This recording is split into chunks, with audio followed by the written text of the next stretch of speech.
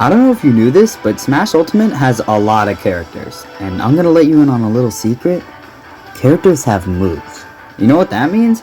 There is a grand total of a lot of moves in Smash Ultimate, but not all moves are created equal. Some of them are Metal Slash, and some of them are Magic Burst. I'm gonna be leaning way more on the Magic Burst end of the scale today. I'm going to talk about some of my favorite moves in Smash Ultimate, how good they are, and how they contribute to the overall designs of the characters. Let's start with Ganon. Ganondorf might not be that good of a character, but he's really scary. Ganon's entire design is to intimidate the opponent so they can make mistakes you can capitalize on. His main tool for that is Side B, Flame Choke. When you use it, Ganon dashes forward and grabs the opponent to Flame Choke them. That puts them into a knockdown state, where from there they have a few choices. They could do a neutral getup, bad option. They could roll in, which you can cover. They could roll out, which you can also cover. Or they could do a get-up attack, which is really risky. Ganon has an answer to almost every option the opponent has after a Flame Choke. It's just on you to know what the opponent is going to do. Flame Choke is such a fun move to use, and it really contributes to Ganon's read-heavy design. Continuing this low tier with a really good move theme, here's Piranha Plant. Plant is kind of like a giant toolbox. Plant specials are all like really specific tools in its belt, but if Piranha Plant's other specials are like a chisel or an Allen wrench, Pikuniku is like the hammer. It just kind of does everything. When you use it, Piranha Plant starts to spit out a spike ball, and you can launch it from there. It's a pretty good projectile on its own, but its real strength is in how versatile it is. You can use it to cover platforms and jumps, you can just randomly throw it off stage in an edge guard, or you could just hold down the B button and basically wait for the opponent to hit themselves. It'd almost be easier to name all the things Pikuniku doesn't do. Next up is Hero's Down B, Command Select.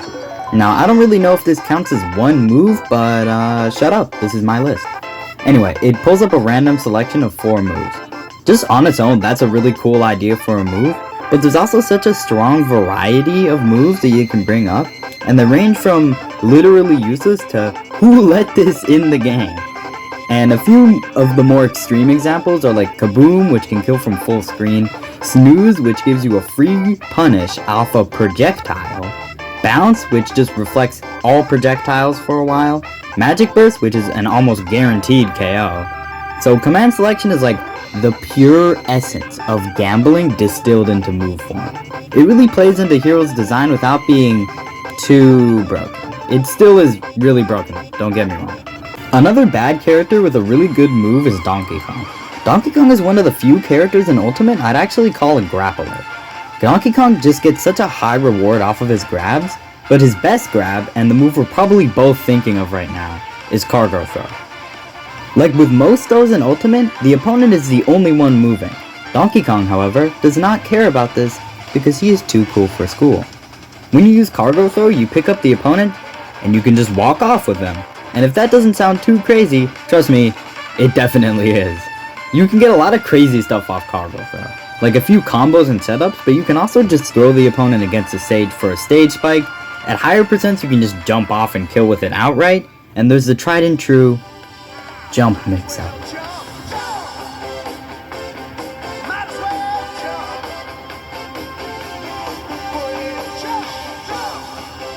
The last character is Incineroar. Incineroar is really slow, but once he gets in, he does huge damage. He's really good at scaring the opponent into making mistakes. That brings me to his down B, Revenge. It's a counter, but this is not your grandma's counter. Once it activates, it kind of puts Incineroar into revenge mode, and your next attack is going to be way stronger. Once Incineroar gets revenge, the entire dynamic of the fight changes. The opponent has to either run away or hit Incineroar before he can get a move off. It does a really good job of empowering the Incineroar player without being all that broken. And since Incineroar is so slow, it's a challenge on both ends. It's really hard to get in as the Incineroar player, but it's also really hard for the opponent to keep you out. It's just such a well-designed move, dude.